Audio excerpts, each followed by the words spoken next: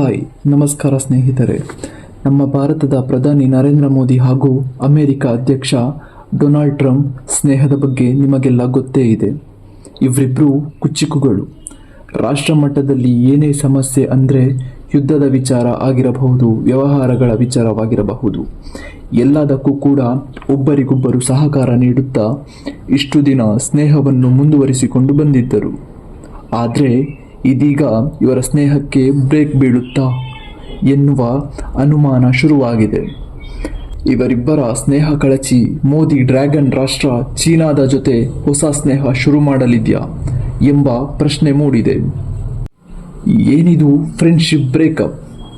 Modi Trump ಸ್ನೇಹ ಬಿಟ್ರ? ಎಲ್ಲವನ್ನು ಈ ವಿಡಿಯೋದಲ್ಲಿ ತಿಳಿಯೋಣ. ನೀವಿನ್ನೂ ನಮ್ಮ ಯೂಟ್ಯೂಬ್ ಚಾನಲ್ನ ಸಬ್ಸ್ಕ್ರೈಬ್ ಆಗಿಲ್ಲ ಅಂದರೆ ಈ ಕೂಡಲೇ ಸಬ್ಸ್ಕ್ರೈಬ್ ಆಗಿ, ಲೈಕ್ ಮಾಡಿ, ಕಮೆಂಟ್ ಮಾಡಿ, ಶೇರ್ ಮಾಡಿ, ಹಾಗೆಯೇ ಪಕ್ಕದಲ್ಲಿರುವ ಬೆಲ್ ಐಕಾನನ್ನು ಕ್ಲಿಕ್ ಮಾಡಿ. ಹೀಗೆ ಮಾಡೋದ್ರಿಂದ ನಾವು ಹಾಕುವ ಪ್ರತಿ ವಿಡಿಯೋದ ನೋಟಿಫಿಕೇಶನ್ ನಿಮಗೆ ಬರಲಿದೆ. ಎಸ್, ನಾವು ಹೇಳಿದ ಹಾಗೆ ಟ್ರಂಪ್ ಭಾರತದ ಮೇಲೆ ಪದೇ ಪದೇ ಸುಂಕದ ಹೊರೆಯನ್ನು ಹೊರಿಸುತ್ತಿದ್ದಾರೆ. 25% ಇದ್ದ ಸುಂಕವನ್ನು ಇದೀಗ ಟ್ರಂಪ್ 50%ಗೆ ಏರಿಕೆ ಮಾಡಿ ಭಾರತೀಯರ ಕೆಂಗಣ್ಣಿಗೆ ಗುರಿಯಾಗಿದ್ದಾರೆ.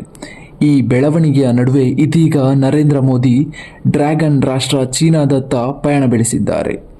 ಕಳೆದ 6 ವರ್ಷಗಳಿಂದ ಚೀನಾದಿಂದ ದೂರ ಉಳಿದಿದ್ದ ಮೋದಿ ಇದೇ ತಿಂಗಳ ಅಂದರೆ ಆಗಸ್ಟ್ 30ಕ್ಕೆ ಚೀನಾಗೆ ಭೇಟಿ ನೀಡಲಿದ್ದಾರೆ.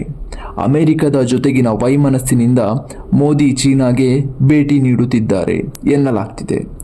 ಅಮೆರಿಕದ ಜೊತೆ ಭಾರತ ಸಂಬಂಧ ಕಳೆದುಕೊಳ್ಳಲಿದೆಯಾ? ಚೀನಾದ ಜೊತೆ ಸ್ನೇಹ ಮಾಡಲಿದೆಯಾ?